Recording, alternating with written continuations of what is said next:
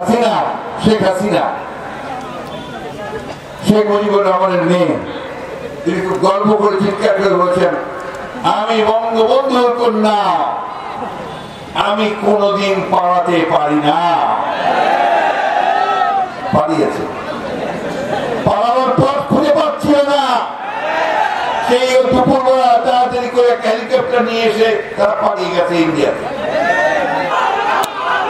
সে বললো এখন ওটা শনি মাঝে বললো যে আমরা পালাতে জানি না, আর কোথায় পালাবো, পালাবো না কোথাও, আর যদি পালাতেই হয় ফখরুলের বাসায় আমাকে জায়গা দিবে না।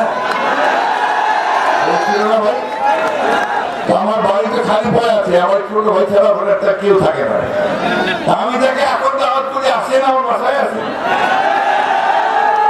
সে তো দেশেই নাই, পাড়ায় ভারতে চলে গেছে।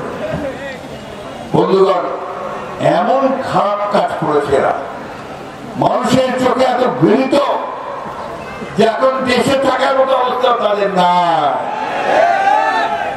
ওইখান থেকে শেখ হাসিনা ভারত থেকে মাঝে মাঝে বলে যে আমি আসতেছি, চট জলদি আসেন না ভাই, আমরা দাওয়াত করি আসেন দেশে।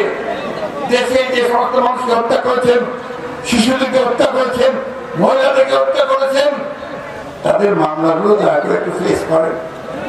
আমাদের নেত্রী খালেদা জিয়া তো প্রত্যেকটি মামলা ফেস করেছে, দেশ ছেড়ে চলে যায়নি, 6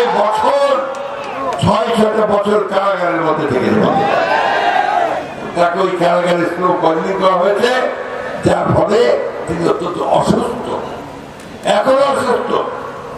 আমরা ছাত্র জনতার আন্দোলনের মধ্যে দিয়ে তাকে মুক্ত করেছি, কিন্তু তাকে প্রায় হাসপাতালে আসতে হচ্ছে, কালকেও তিনি এসেছিলেন, আজকে বলে বাসায় ফিরে যাবেন।